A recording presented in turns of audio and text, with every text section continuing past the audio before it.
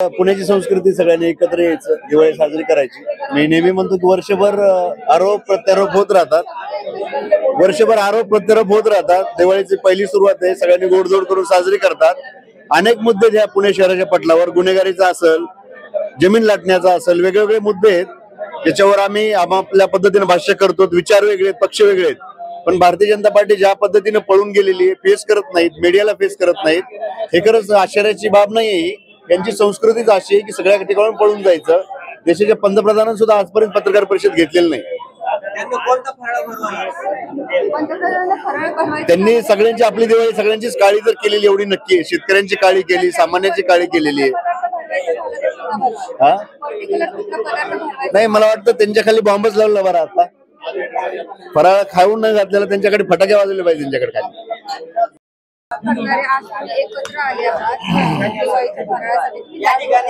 पुण्याची संस्कृती आहे. पुणे शहरामध्ये आपण पक्षीय किंवा मुद्दे किंवा ह्याला आपण कधी व्यक्तिगत टीका करत नाही आणि आपल्या हिंदू धर्माप्रमाणे सणसूद जो काय असतो तो अशाच गोष्टीमध्ये एकोपा भेटायचा असतो, एकोपा करायचा असतो. निवडणुकीमध्ये जे काय आरोप प्रत्यारोप करायचे मुद्दे ते तर होतच राहतील, पण सणासुदीला हे पुणे शहराची संस्कृती जी आमच्या ज्येष्ठांनी सुरू केली ती अबाधित राहिली पाहिजे, यासाठी आमची आज मिलाप.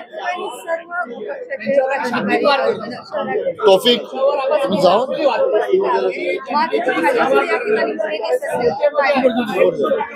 तुमच्या प्रेस कॉन्फरन्स मधनं ते पळून जातात, तुम्हाला उत्तर देत नाही, तुम्हाला घाबरून ते इथं आले नाही. आमचं म्हणणं आज इथं आले असते तर आम्ही सांभाळून घेतलं असतं आजच्या पुरतं काही अर्ध्या तासासाठी, पण त्यांनी स्वतः कबुली दिली की आता मी तुम्हाला कॅमेराला फेस करू शकत नाही. तुम्ही आमच्या अगोदर दिवाळीच्या अगोदर त्यांच्या खाली फटाका लावला तर बिचारे करणार काय?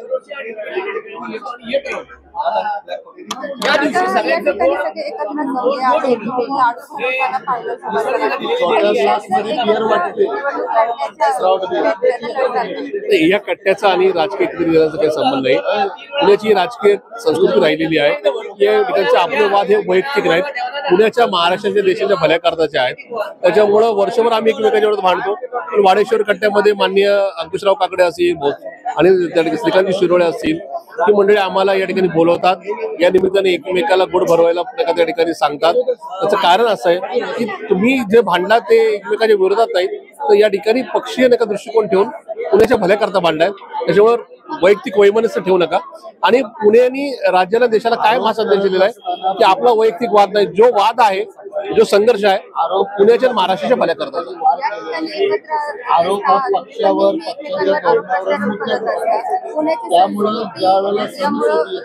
का आम्ही कधीच आयुष्यात वैयक्तिक आरोप केलेला आहे. जे आरोप केले, कुठं भ्रष्टाचार प्रकरण घडलंय, कोणीतरी कुठल्या गुंडाला नाही का पाठीशी घातलंय, त्याच्यासाठीच नाही का हा विषय होता. त्यामुळे आजही आम्ही या ठिकाणी बसलेलो आहोत.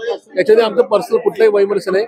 या निमित्ताने तुम्हाला, तुमच्या दर्शकांना या सगळ्यांना दिवाळीच्या शुभेच्छा देत असताना आम्ही पुण्यातलं राजकीय वातावरण बिघडू देणार नाही हा शब्द या निमित्ताने.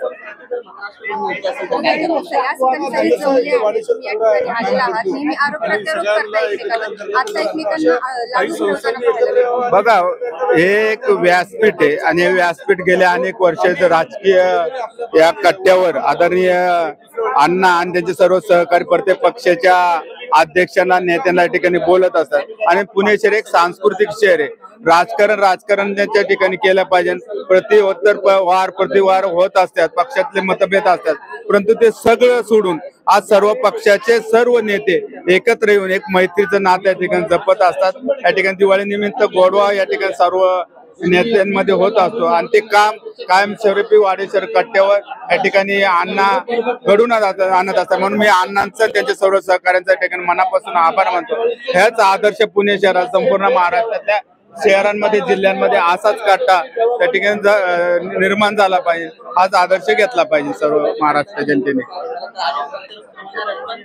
सर, दरवेळेस तुम्ही एकमेकांवर आरोप प्रत्यारोप करत असता, मात्र तुम्ही आता एकमेकांना गोड भरून तुम्ही दिवाळीला सुरुवात केलेली आहे.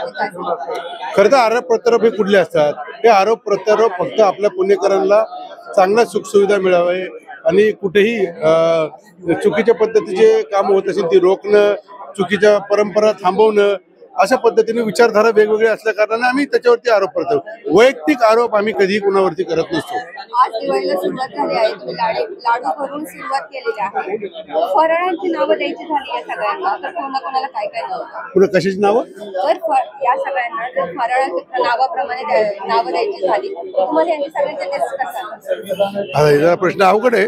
कुणाला लाडू द्यायचा, अरविंदला लाडू द्यावा लागेल, त्याचा कायमच थोडा हे असतो. अण्णाला जर दिलं तर अण्णा थोडा चिवड्यासारखा आहे, सगळ्यांना मिक्स करून करतो अण्णा. आणि प्रशांत जगतापांचा विचार केला तर थोडं तिखट गोष्टी असतील ना ते फराळ त्यांच्या नावाचे. आणि आमचा जर नाना म्हणला तर नाना कसा आहे की नाना एक करंजी सारखा आहे, हा, त्याच्यामध्ये सगळं आतमध्ये भरून तो व्यवस्थित हे करतो. आणि संजयची गोष्ट झाली तर संजय आपण प्रत्येक फराळ झालं की त्याला मिठाचा आपला ना काय त्याला म्हणतात आपलं खारट गोष्ट त्याच्यामध्ये हा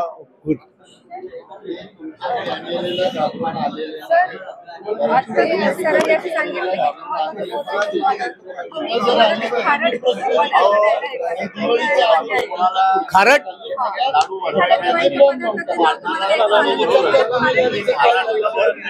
आणि हे चौघं वरिष्ठ नेते आहेत. या दिवाळीच्या माध्यमातून त्यांनी काही दिलं तर ते आम्हाला गोडच लागणार आहे. नाही, मी गोडच पदार्थ सगळ्यांना देईन, पण ते गोड भरवताना त्यांना त्याची जाणीव करून देईल. हा गोडवा कायम टिकवा, पण तुमचं कर्तव्य पण विसरू नका. सत्ताधारी पक्षामध्ये असाल, पुणेकरांविषयीची काळजी जी हवी आहे ती कायम टिकावी. या गोडच्या माध्यमातून देणार आम्ही तो गोड पदार्थ. एक नाही घास, डबल घास देणार. एक त्यांच्यातला गोडवा टिकवण्यासाठी आणि एक लोकांचा गोडवा टिकावा, त्यांच्याकडनं टिकवला जावा यासाठी. नक्कीच फटाके एवढे आता त्यांनी एवढे फटाके फोडून झालेत, त्या फटाक्याचं प्रदूषण एवढं शहरभर महाराष्ट्रभर पसरलंय. ते प्रदूषण दूर करण्यासाठी आम्हाला आगामी काळामध्ये प्रयत्न करायचे. मी नाही नावाच्या खाली चित्र असतं ना ते काढून करंजी ठेवणार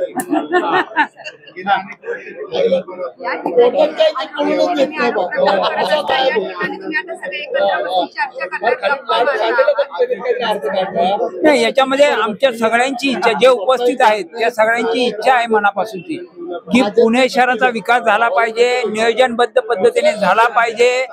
त्याच्यासाठी यथाकथात आम्ही सगळे आमचे राजकीय मतभेद बाजूला सारून पुणेकरांच्या हितासाठी एकत्र येऊ शकतो आम्ही काही विषयावर. हेच या माध्यमातून पुणेकरांना सांगायचंय.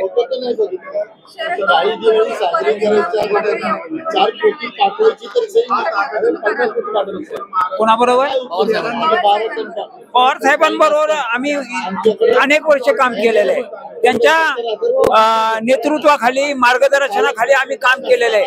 त्याच्यामुळं भविष्यात काय होईल हे आम्ही नाही सांगू शकत, पण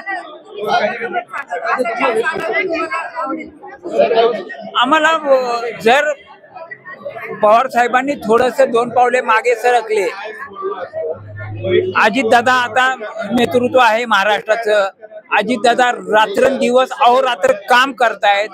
याचा हो ना, आता पवार साहेबांनी मागे सरकलं पाहिजे. दादाकडे आता संपूर्ण महाराष्ट्र हा वेगळ्या आशेने पाहतोय आणि अशा वेळेस दादांना सपोर्ट केला पाहिजे. दादांच्या पाठीशी खंबीरपणे साहेबांनी उभं राहिलं पाहिजे. दादांना मार्गदर्शन केलं पाहिजे असं आम्हाला वाटतं ना.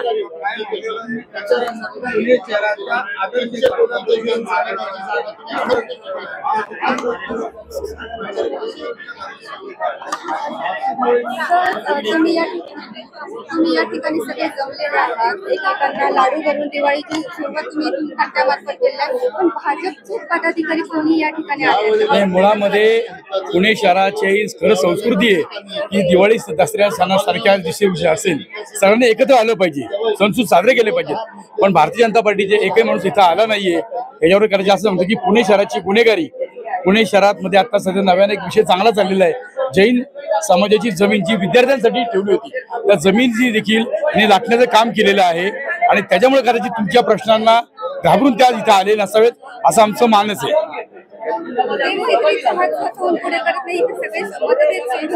नाही, मुळामध्ये ह्या कट्ट्याचं ब्रीदवाक्य असं आहे की आम्ही सर्वजण पुणेकर भांडतो पण राजकीय वैर बाजूला ठेवून सणासुदीला आम्ही एकत्र येतोय. आणि त्यामुळे आम्ही एकत्र आलेलो आहोत. फक्त भारतीय जनता पार्टी आलेली नाहीये, त्यांच्या मनात बहुतेक आणखीन काय विचार चालले असतील माहित नाही. पुण्याचा आणखीन काय वाटोळा करायचा असेल तर त्यांना शुभेच्छा आहेत आम्हाला. पण आम्ही सर्व इतर राजकीय पक्षवाले पुण्याचा विकास आणि पुण्याची सुरक्षा यासाठी आम्ही एकत्र येऊन लढतोय.